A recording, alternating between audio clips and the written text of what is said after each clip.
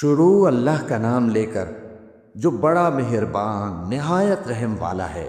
اے کملی میں لپٹنے والے، رات کو قیام کیا کرو مگر تھوڑی سی رات، یعنی نصف رات یا اس سے کچھ کم قیام کرو یا کچھ زیادہ، اور قرآن کو اچھی طرح ٹھہر ٹھہر کر پڑھا کرو۔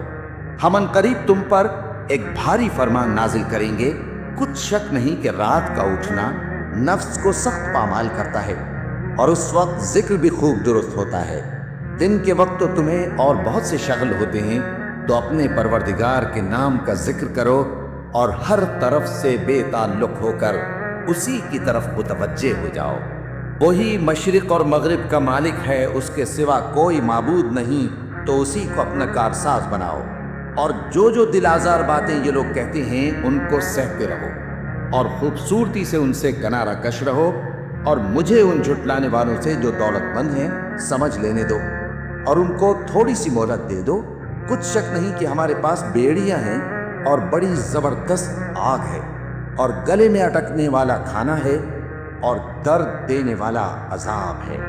جس دن زمین اور پہاڑ کانپنے لگیں اور پہاڑ ایسے بھربھرے ہو جائیں گے جیسے ریت کے ٹیلے، اے اہل مکہ، جس طرح ہم نے فرعون کے پاس موسیٰ کو پیغمبر بنا کر بھیجا تھا، اسی طرح تمہارے پاس بھی محمد صلی اللہ علیہ وآلہ وسلم ایک رسول بھیجی ہیں جو تمہارے مقابلے میں گواہ ہوں گے۔ سو فرعون نے ہمارے پیغمبر کا کہا نہ مانا، تو ہم نے اس کو بڑے دردناک انداز سے پکڑ لیا۔ اگر تم بھی ان پیغمبر کو نہ مانو گے تو اس دن سے کس طرح بچو گے جو بچوں کو بوڑھا کر دے گا، جس سے آسمان پھٹ جائے گا۔ یہ اس کا وعدہ پورا ہو کر رہے گا۔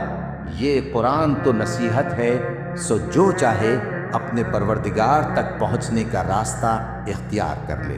تمہارا پروردگار خوب جانتا ہے کہ تم اور تمہارے ساتھ کے لوگ کبھی 2/3 رات کے قریب اور کبھی آدھی رات اور کبھی تہائی رات قیام کیا کرتے ہو، اور اللہ رات اور دن کا اندازہ رکھتا ہے۔ اس نے معلوم کیا کہ تم اس کو نبھا نہ سکو گے، تو اس نے تم پر مہربانی کی، پس جتنا آسانی سے ہو سکے اتنا قرآن پڑھ لیا کرو۔ اس نے جانا کہ تم میں بعض بیمار بھی ہوں گے، اور بعض اللہ کے فضل یعنی معاش کی تلاش میں ملک میں سفر کریں گے، اور بعض اللہ کی راہ میں لڑیں گے، تو جتنا آسانی سے ہو سکے اتنا قرآن پڑھ لیا کرو، اور نماز قائم کرتے رہو، اور زکوٰۃ ادا کرتے رہو، اور اللہ کو نیک نیتی سے قرض دیتے رہو، اور جو عمل نیک تم اپنے لیے آگے بھیجو گے اس کو اللہ کے ہاں بہتر اور صلے میں بہت عظیم پاؤ گے۔ اور اللہ سے بخشش مانگتے رہو، بے شک اللہ بخشنے والا ہے، مہربان ہے۔